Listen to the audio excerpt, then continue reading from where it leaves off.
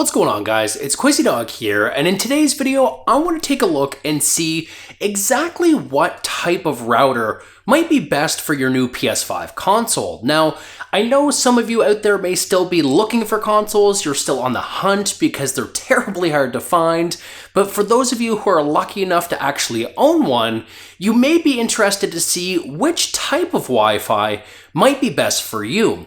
So in today's video, we're going to be taking a look at an ISP or internet service provider provided router, something more high-end like a gaming-oriented router, or a brand new Wi-Fi 6 router to pair with the Wi-Fi 6 that's within the PS5 console. So we're going to do some tests, we're going to get some conclusions, and we're going to take a look at all of that right after a word from today's sponsor.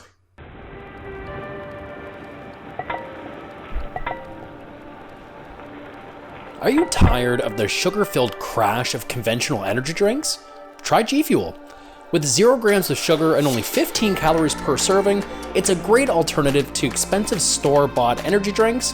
Tastes great? And oh yeah, you can also save 30% with code QUAZY. Check it out now at gfuel.com.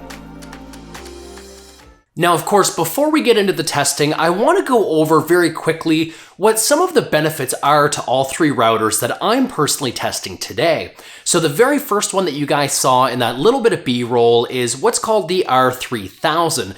This is what's provided to me from my ISP or internet service provider, and it's a great baseline solution for basic Wi-Fi.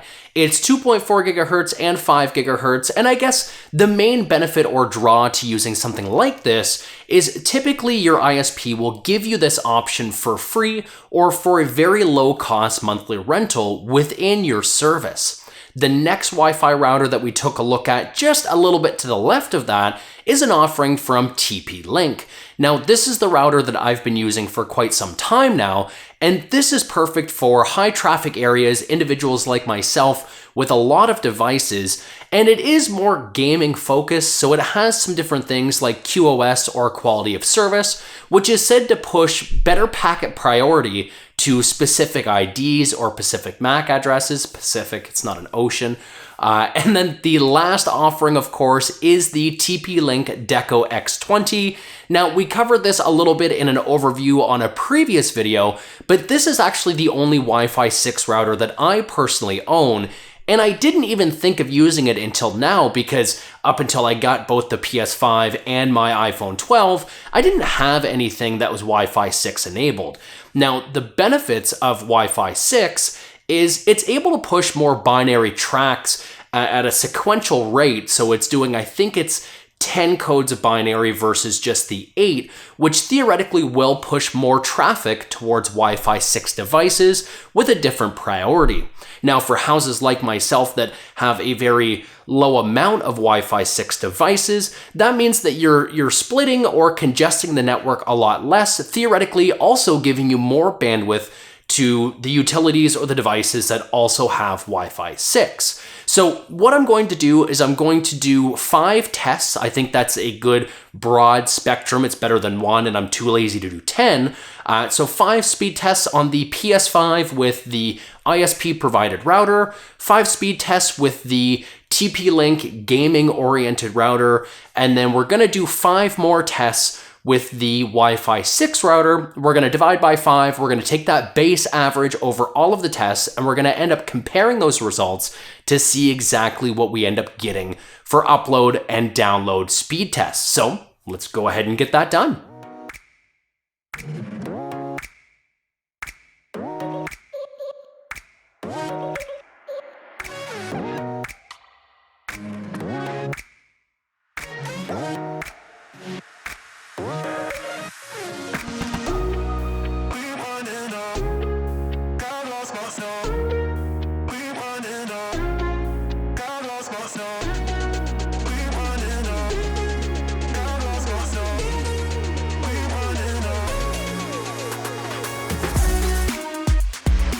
All right, so the testing has concluded, and again, this isn't necessarily a video specifically about which sort of network is best in general, because we've tested a lot of different ones. Again, an ISP provided router, which is going to be kind of like your base level connectivity for everything.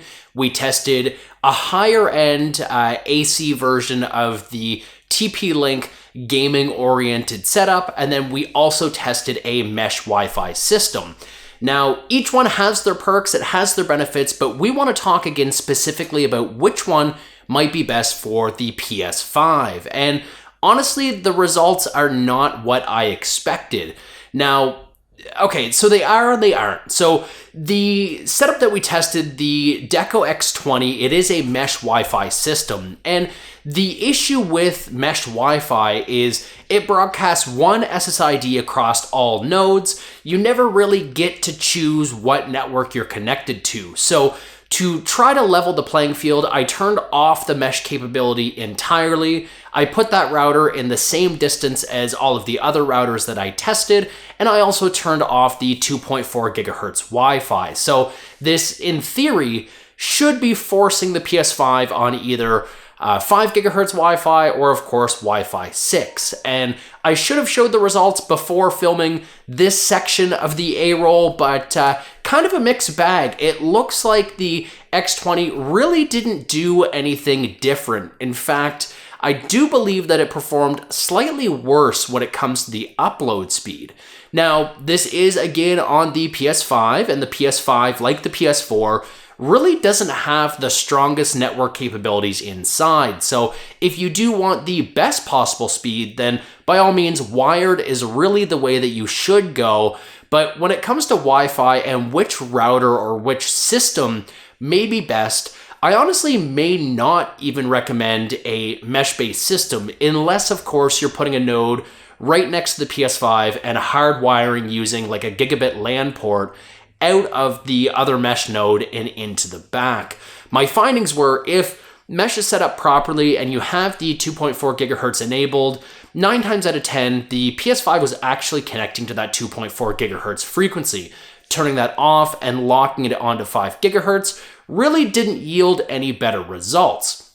Now, the main reason why I wanted to test this is on the PS4, speed of Wi-Fi, as long as you got over like 100 megabits per second, really wasn't a big deal, because you can only download or install files as fast as the internal mechanical platter drive could spin and could read and write. When it comes to the NVMe drive within the PS5, that's where we see speeds become a little bit more important, because that drive has the ability to read and write so much faster than the mechanical alternative. Now, in this case, for me, I'm going to be disabling or dismantling this mesh Wi-Fi network. My TP-Link, I'll put some annotation somewhere to let you know the model of the one that I was using. That I prefer to use, not because I think it's superior to mesh, but because it has more available network interface ports on the back for my office-oriented setup that you can see behind me. So I hope this video was informative. I hope it answered some questions about maybe what mid-grade Wi-Fi network is best for your PS5. There are other options, and there are full-fledged routers as well that'll have the capability of distributing its own dedicated Wi-Fi 6 or AX style network. But on a mesh system, I really can't test that, because it just tries its best to blanket all types of networks around. Until the next video, I guess, my name is Quasi Dog. You guys, as always, have been awesome, and we'll catch you all in my next one. Take care.